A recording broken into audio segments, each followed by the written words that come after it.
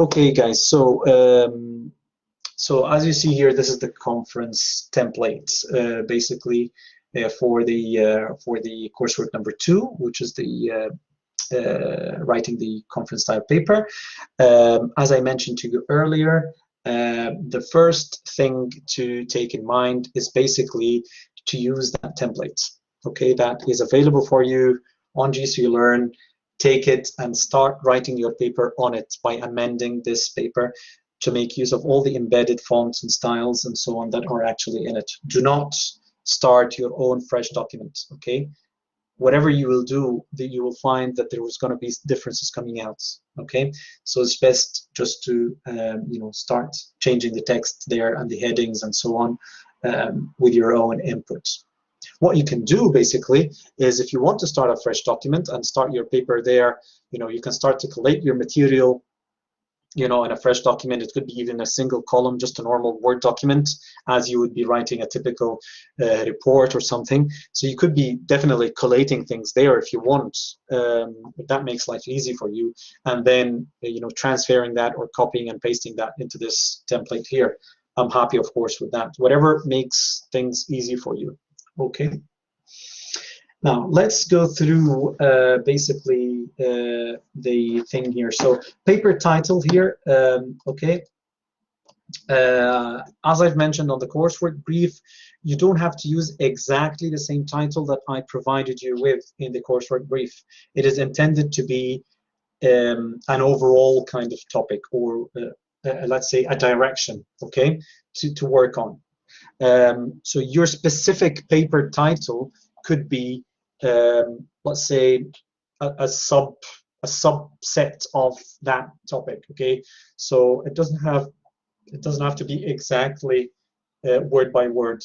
Okay, so you're free while you are doing your research on the topic. You're free if you say, okay, I think that there is a scope there to focus on that specific area within that bigger topic. We are absolutely fine with that, as long as it's still within that broad topic, okay? And you want to focus on. So let's say, for example, just as an example, space vector modulation. I may have just given you a topic, to produce some research paper on space vector modulation. Okay, now space vector modulation could be space vector modulation in two-level inverters. It could be space vector modulation in multi-level inverters. Okay, it doesn't mean if I ask you to do space vector modulation paper, you don't need to cover everything about space vector modulation in all applications. You may choose one area, like multi-level inverters, and speak about them. Speak about SVM within that. Okay, so that's just an example. Okay. Yeah. What comes next here is this part here, which is basically the names of the authors. Now, this is not going to be a real conference paper that you will be authoring and publishing out in a conference, simply because to publish a paper in a conference, it usually means that you need to pay the fees for it, and we don't have the fees, of course, to cover everyone. It's just a dummy paper, really, that you're writing, so that if one day you will be writing a proper paper, then you've gone through a similar experience before. Okay, so you will be writing your author list here, so you can write your name, you can write anyone else that is obviously this is an individual piece of work, so there shouldn't be someone else with you from your colleagues, but you could write our names as module team, for example. Get into the habit of writing the affiliation and so on of people, your own affiliation, your own email address, and so on.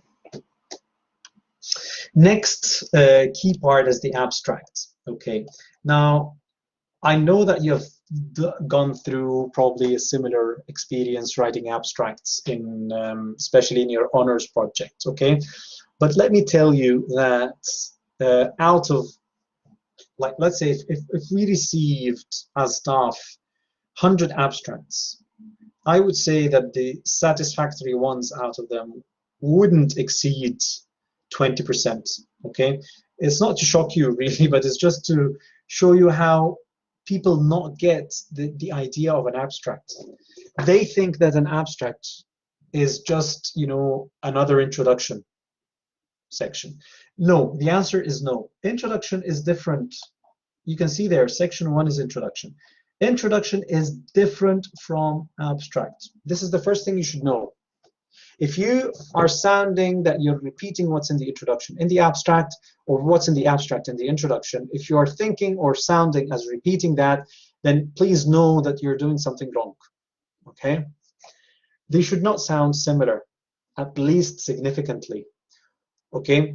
What the abstract is for is basically to give a quick message to the reader as an overview of what this paper presents, okay, and how this paper went about to present this. And the last one here is debatable. Some people put it, some people don't. Main findings, okay, main findings from your research or paper, okay. And again, this last one is debatable, so I wouldn't be picky about it, because some people say findings only go in the conclusion, and some people say abstract should have an element of, you know, what you've reached, a summary of what you've reached. Okay. So do not start an abstract by saying how lovely your topic is, and you don't speak about the history of the topic. That's not the place for it in the abstract. Okay. The introduction is where you should speak about the background knowledge, speak about the history of the topic, speak about the literature review, and so on. This is where you if you want, that's the introduction part. Okay. Abstract is get straight into the point. Okay, in an abstract, this paper presents. Okay, this would be a very a very good way of starting an abstract. Okay, this paper presents blah blah blah blah. Okay, so and try to highlight in the abstract, try to make it attractive to the reader to read the paper. Okay, so you really if just imagine that if someone was to do a Google search on your paper, okay, and on Google search it was the abstract that would show, only the abstract would show to the Google searcher. Yeah, what would you want that Google searcher to see on a typical 100-word abstract? Okay, so by the way, the abstract should not be more than 100 words. Okay, sometimes they say 150, but I would say a good abstract would be in the range of 100 to 150. 100 would be good. Okay, but you have that range if you want, up to 150. So yeah, what would you want to be displayed for your paper if it was to be on a Google search? Okay, ideally you don't want a lot of just Wikipedia stuff. You want it to be attractive, you want it to be to the point, you want it to be concise, you want it to really be selling your paper. What are the key good things about what you're doing? What is really distinct about it? Okay, and what is your very, very, very attractive findings that you found out? Okay, that is really that's what makes a good abstract. Okay, keywords are a list of words, okay, that again, if someone was to do a Google search on your paper, you would want them to quickly find your paper. So you don't want your paper to come up as a result number 100 on a Google search. If I was to type, if you were to put their irrelevant keywords, okay? So if your paper is on space vector modulation, okay, don't put the keywords there as voltage. Voltage is not a keyword, okay? Although you might be using it a lot in your paper, but it's not a keyword, okay? Because if someone types voltage on Google search, how many papers will come out to them? Your paper will probably be number 1 million on the search. Okay, they will never ever reach it.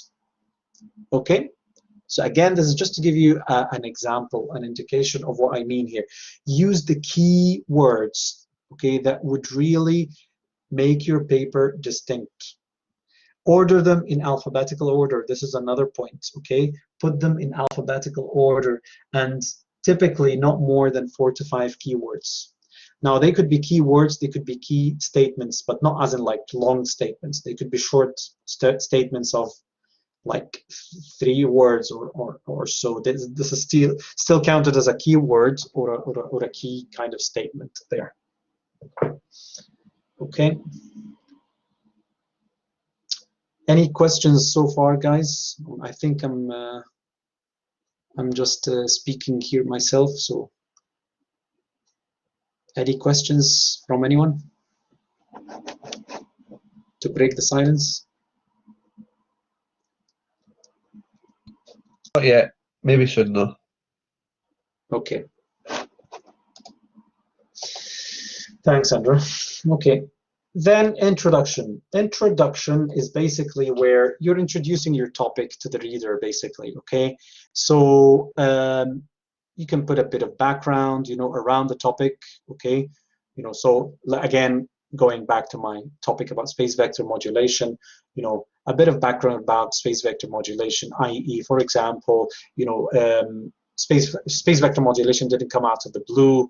It came out, you know, as an advancement of sinusoidal PWM and third harmonic injection, and there was a rationale behind its introduction because of, you know, the improved performance it brings along in terms of increased DC supply utilization, in terms of reduced harmonics and so on. So that's what I mean by background. Okay, they not directly into the topic that you're focusing on, but you're just setting the scene to the topic. Okay, what is behind that topic, how it evolved, what was the brief history of it, okay, and then how how it came about that this technology now became quite dominant in those specific areas and those specific applications around us.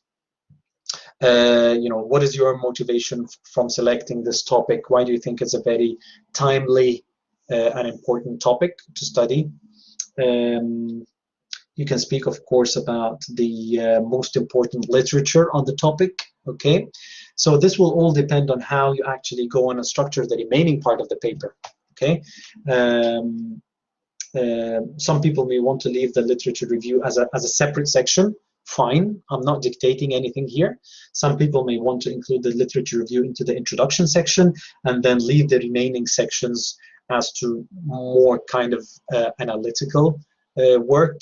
Again, this is fine. We are not really dictating anything here, okay? We're leaving this to your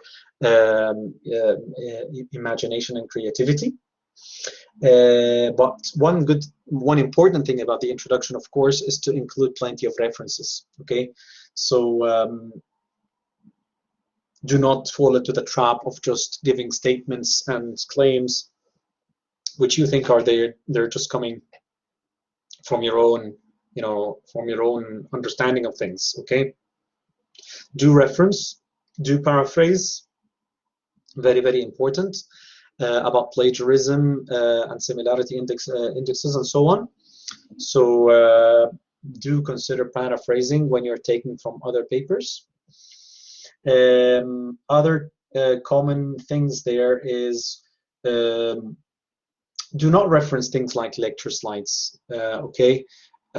Just put yourself into the frame here of as if you're really submitting that to a professional conference panel, okay? So you won't really be wanting to refer to lecture slides of Dr. Ahmed Abu Shadi or Dr. John Chen, okay? You would want to reference to published material from IEEE papers and other types of papers as well, or other material like books, journals, catalogs, data sheets, and so on and so forth. Another good tip about the introduction, which usually comes at the, when you wrap up and kind of wind down the introduction in preparation to start the section after, is to conclude it by saying the organization of the paper. Okay, so following the introduction section, the paper is going to be organized as follows. Section 2 is going to discuss blah, blah, blah, blah. Section 3 is going to present da, da, da, da, da. Section 4 is going to, investigate da, da, da, da, da. And then section 5 is finally a conclusion. Okay, so it gives the reader some form of, idea about what's coming up next, basically, how this paper is structured and organized. Okay. Now, in terms of the coming sections, you could have as many sections as you want. So there's no restriction on the minimum number of sections. Okay. So don't ask me this question. Do I need to have 2 or 3 or 4 or 5 or 10 sections in my paper? Again, this is all according to what you think is appropriate to your topic. There's no minimum, there's no maximum, basically. There is, however, recommended practice, okay, which you would see in a vast majority of papers. Usually, you would see papers having maybe 4, 5 sections, maybe 6 sections, okay, at the most. It seems like this is like a trend or a norm. Final section has to be a conclusion, of course. This is not an option. And then following the conclusion comes the reference list, as we will see. But the references is not really counted as a section, okay? So it's not really a section there. But, it wouldn't, I actually never saw a paper in my life that doesn't have the first section being an introduction and the last section being a conclusion, okay? So these are 2 sections that you will always be having, but in between them, what you have is completely up to you and up to the topic that you are actually working on.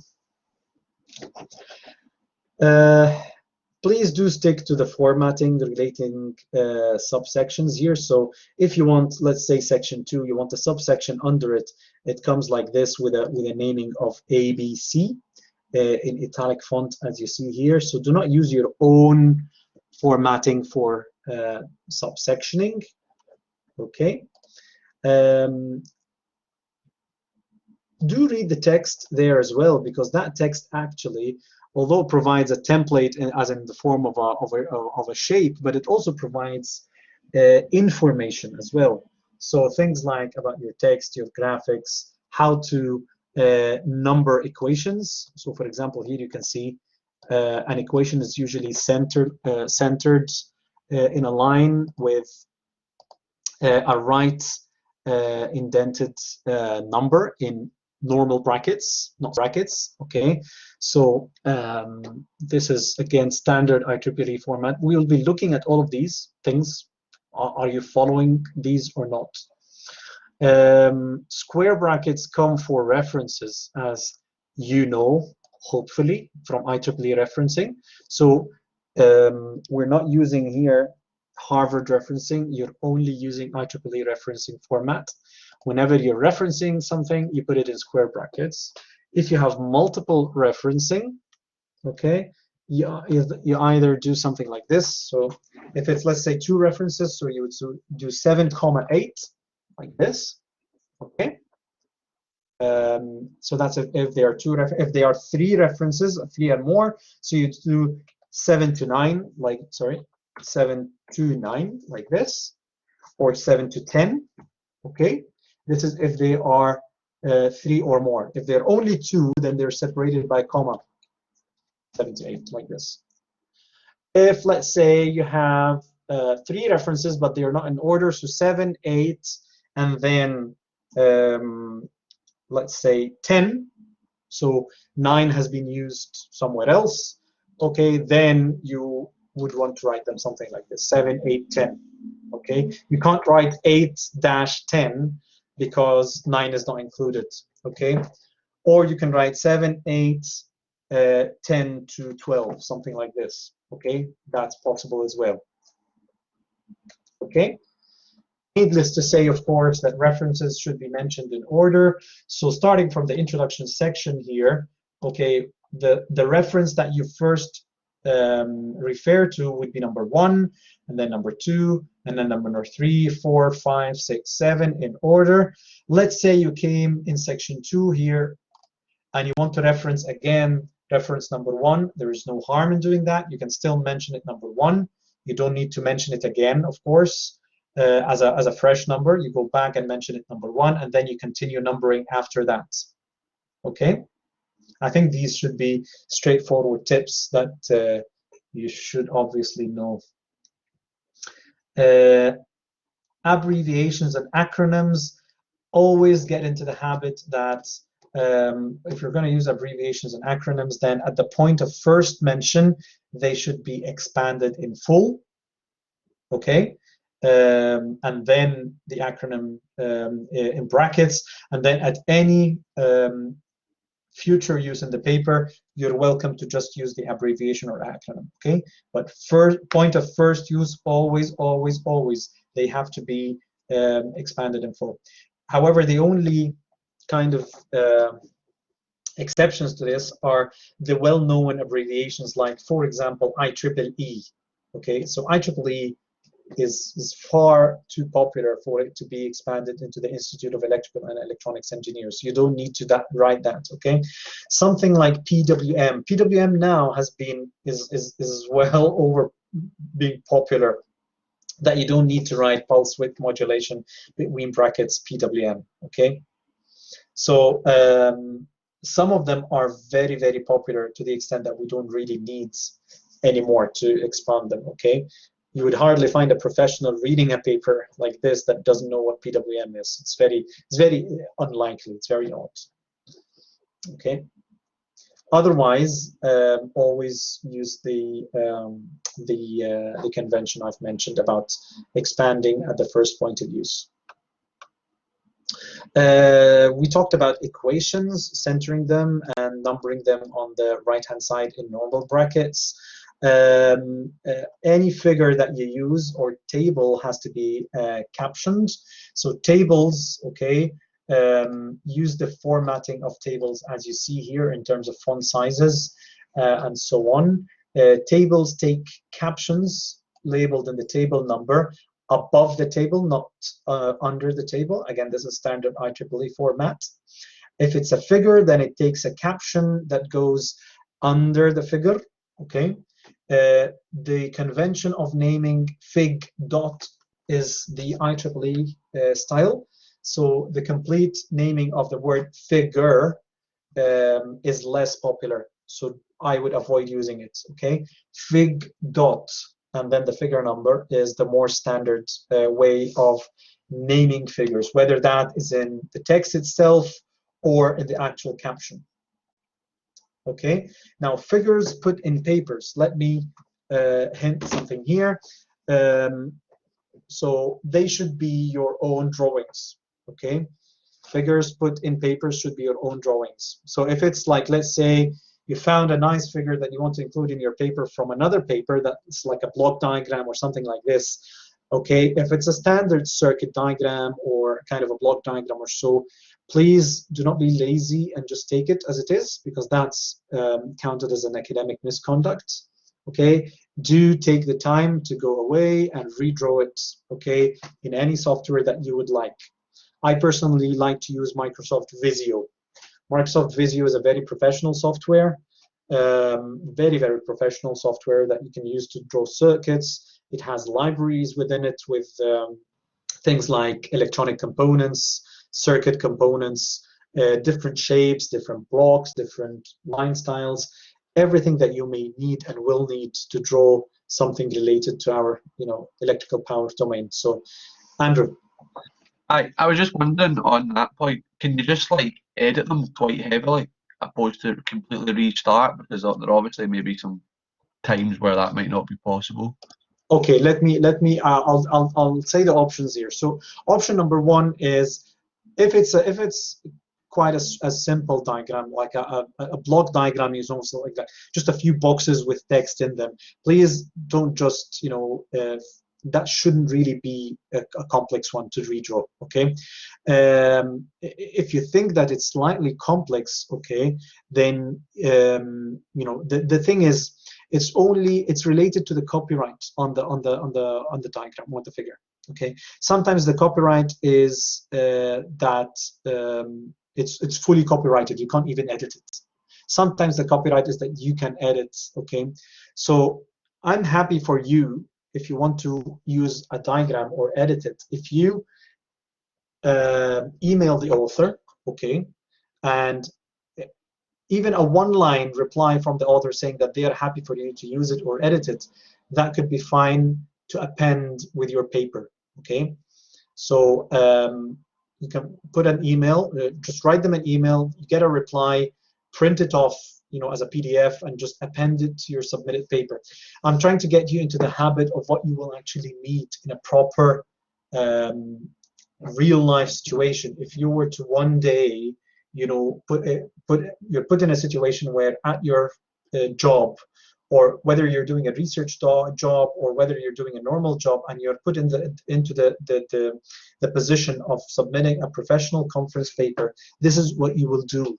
You will not get away with simply what you may have been getting away with when you were doing your honors project, okay? So I'm trying to put you into that context here, since you're now master level students, okay? So again, as I mentioned, a one-line reply from an author saying, and really just email them. It shouldn't really take you time. So you've identified the author, just quickly just send them an email. You should 9 times out of 10 get a reply. If you don't get a reply, and this is, I wouldn't say this is, it's unlikely, but it's possible, okay? If you don't get a reply, then we can look into other options, okay? If it's too complex of a diagram to reconstruct, okay? The last option, or the last resort we could go to, is to simply put the diagram as is, but in the caption of that figure to reference the source that you've taken. But that's really a very last resort. I want you to go through all the other steps first. Try to redraw, okay? Or if you think that's too complex and it's going to take too much time, the email will not take you too much time to drop an email to an author. Get the reply. I haven't seen any time in the past that any of my students have told me that they've listened back from authors saying, no, sorry, you're not allowed to reuse it. If you make it clear that you're just a master's student and you're using it for a report, you're not using it for commercial uses, for example, or so on, okay, and that you're just using it for purely academic reasons to create a report, then I haven't really never came across a situation where any of my students in the past have told me that someone has come back to them and told them, no, sorry, you can't use it. So that's all you need to do, okay? Email, get the reply, append it with the report, use the figure as is. That's all you need, okay? So, and as I said, the last resort is to just put it as it is. If you don't get a reply, with a reference in the caption. I think there was a hand up, but I wasn't sure who it was. Was it Masood or something? Okay, or maybe something. Omar is saying can we use a simple software like Paint? Paint is okay, Omar, but the thing is, it's not really professional. So let's say, for example, you want to draw a resistance with Paint. Okay, so the resistance is like a zigzaggy line. Okay, with just fundamentally how it looks. Yeah.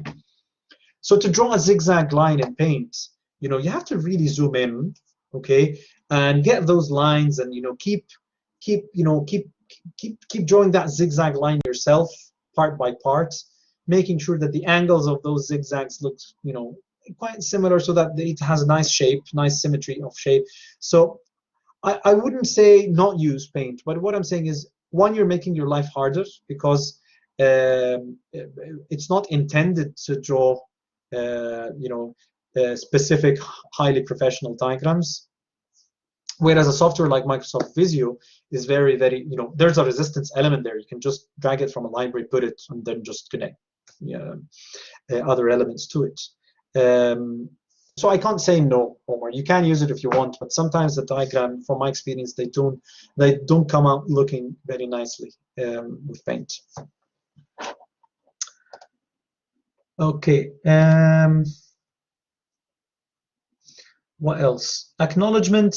This is not something that you have to put. Acknowledgement is usually put there in case this, for example, this is a paper that has been, let's say, for example, funded by somebody to create that research, or someone has participated towards the effort of doing this paper without really being part of the authors team. So if they were part of the author team, their name would ideally go at the top with the authors.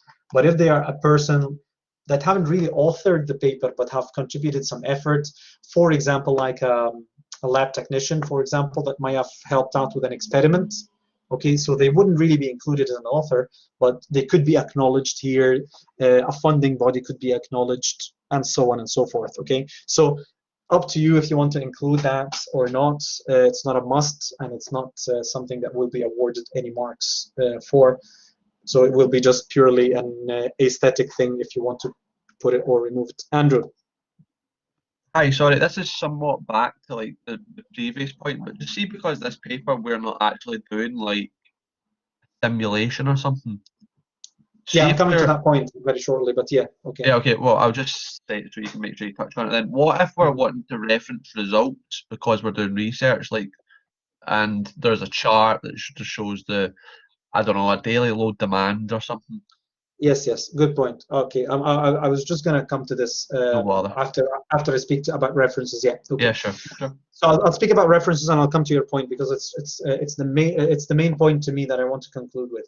So references basically come at the end. Forget about all of this here. It's just text here. You really just, after the title references, you just go and list your references straight away. Be careful and use the exact style. Okay, use the exact style for IEEE referencing, guys. What I noticed is that people use all sorts of different formats and styles. Sometimes, the author name comes at the end. The the details about the publisher, like the volume, the year of publishing, and so on, is all over the place. So please stick to it. Okay, it's very simple. So just stick to the format. Okay. You would be surprised how many people don't get it right and lose like very, very silly marks, I would say, by not just simply following an easy format. So if you look here, it seems that this list is trying to include all types of sources that you could actually meet. So the first one is like a journal paper style. So any journal paper that you have, just follow this style here. Author name, name of publication, and then where it has been published, the volume, the pages, the year of publishing, and so on. The second one is showing you how to reference a book. Okay, so this is for a book. I think the third one is also a book, but just with a volume, a specific volume out of a series. This is if it's a paper that has been unpublished. Okay, so sometimes there are papers on the internet that are not formally published by a body like IEEE. So someone may put a paper like on a blog or something like that. So it's not that you can't use it. You can use it, but you have to specify that it's unpublished, or it doesn't have a publisher, basically.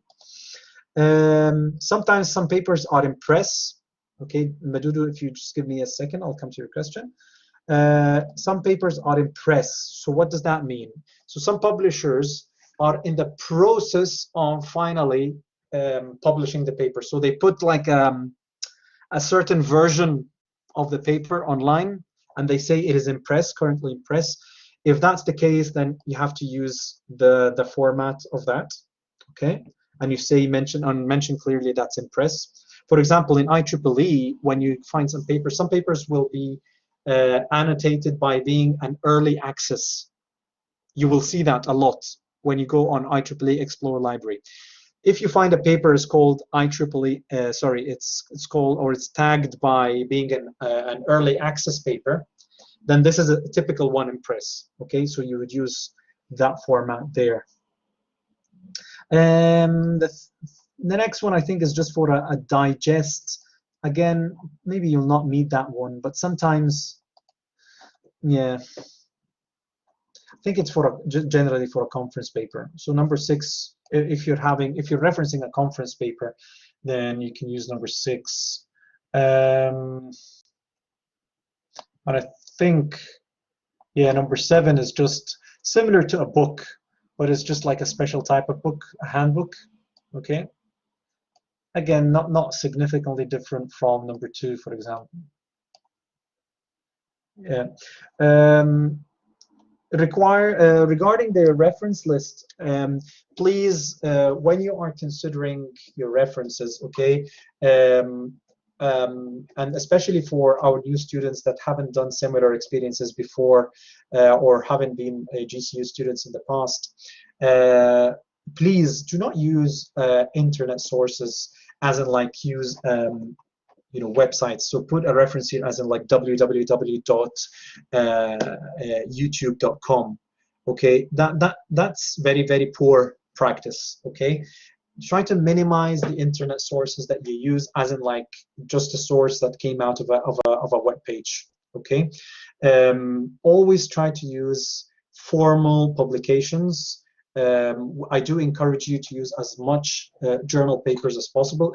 Journal papers are always the higher category of papers, and it means because they are peer-reviewed by other professionals in the field, it just means that the content of journal papers is highly, you can be highly confident in the scientific content of journal papers as compared to conference papers. Okay, so conference papers just come in a lower kind of category. So the more journal papers you include, journal articles, the more professional your reference list looks. It doesn't mean you should not include conference papers or books or other styles or other sources, but this is usually looked at much more favorably the more journal papers you put there. And again, try to minimize use of just web links. Okay, it is not professional. Okay, so I want to come to the issue that Andrew raised about replicating results from papers and so on. I think Madudu, also you had your hand up. Madudu, you wanted to say something? So what's the minimum requirements, sir? What are you looking for? 2 references, 10, 7 minimum? Okay, minimum I would say 10. Okay. 2 is too little. Okay, no, I would say 10 references would be something to or let's put a range. Let's say 8 to 10. 8 to 10 would look good for a standard kind of conference paper style. Okay, so 8 to 10 references are okay to include. Is 10 an upper limit? Because personally, I would imagine myself probably pushing 20, maybe more. If it was a journal paper, I would say the more you include, the better. Okay. Usually, what happens with conference papers is that they are limited to a page number, 4 to 6. Okay. So as you will see, even in the coursework brief that I've provided, conference publishers do not really like conference papers exceeding 6 pages, at least in IEEE. So what happens if you have a massive reference list? It may compromise on the content of the actual content of the paper itself. So unlike journal papers, which usually there's a chance of expansion on the number of pages and the material, so and therefore you scale up the number of references that you use as well. So I don't want to discourage you from going to over 10, but don't go too high, Andrew. So don't go to 20, for example. 20, I would say, is a bit too high. Well, we call it 15, give or take 1 then, or something. Kind of. Maybe 15 would be, I'd say, a ceiling. Okay. I don't want to see, for example, a whole column on the 6th page taken up by the references where you could have included half a column there on more technical material. Do you see my point? Yeah, no, I get your point. If there's 2 pages of references, there's only 4 pages. Exactly. Exactly. So it compromises the quality of the technical stuff. Now the point that you've mentioned, Andrew, about MATLAB simulations. Yeah. Let me clarify here, guys. First of all, so this paper here, okay, or this report that you're doing here in the form of a paper, is not intended to assess your MATLAB simulation skills. So there will not be an expectation, okay, or marks allocated to physical simulations being carried out for the sake of this specific coursework. Okay, the reason for that is that coursework 1 covers this learning outcome. So coursework 1 is assessing your capability to doing simulations and dealing with them, analyzing them, and so on and so forth. So partly you don't need to carry out a simulation on the topic that you are doing your research on. So that's number 1. Okay, so hopefully that's a relief to you. Okay, number 2, what if you want to include results in your paper? Let's say you found that another researcher has done some simulations on that topic, and you find that their findings are quite good to include in your paper. Follow the same instructions as what I've mentioned about figures. You're happy to include them. I know that they will be maybe hard to replicate or redraw because you can't really draw waveforms yourself on Visio. The only way to do that is to build the model itself in Simulink and simulate it and get similar results, which I don't want you to do. So I would say go down the path of emailing the author, asking them for permission to replicate the results and use them in your master's degree coursework reports. Okay, and then you're more than welcome to put them in your reports and then comment on them and so on. Okay. So hopefully that answers your question, Andrew, and also covers this point to everyone. So even if you reference, still need permission? As I mentioned earlier, referencing in the caption is only a last resort in case you've emailed. So how it wouldn't really take you an effort to type a quick email. Just use a standard email that you might send out. Don't get back to you, then you no, if they don't get back, which is I would say unlikely but possible. This is only the case that yes, okay, you can reference in a caption then. Okay. Okay.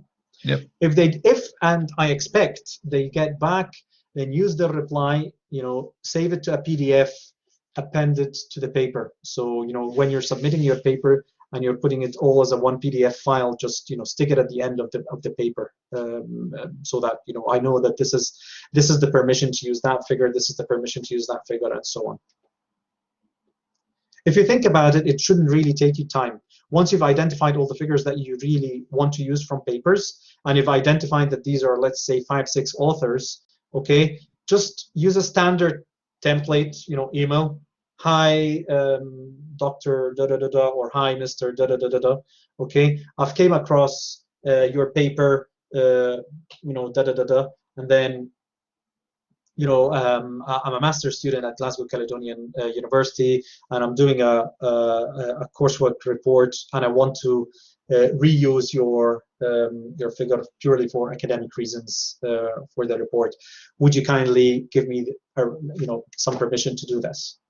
So just use that as a template, copy paste it, send it to all the authors. Hopefully they all get back, print their or save their replies, append them to the report, and that's it. You're fine. In case one or more of them don't get back, then you can do whatever. You can reference that in a caption. Okay? Yeah, that's fine. Okay, guys. I think that's me, really. I don't want to speak more about this. I think I've covered most of what I wanted to cover about this. I know it will be a new experience to some of you. For some of you, not. But yeah, this is everything I can think of. If there's any questions from your side, I'm happy to cover or answer.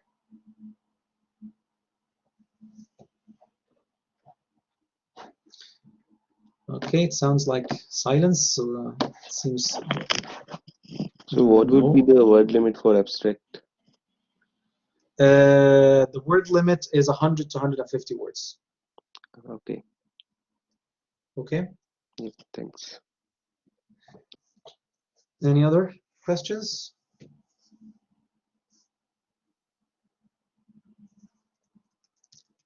Nope.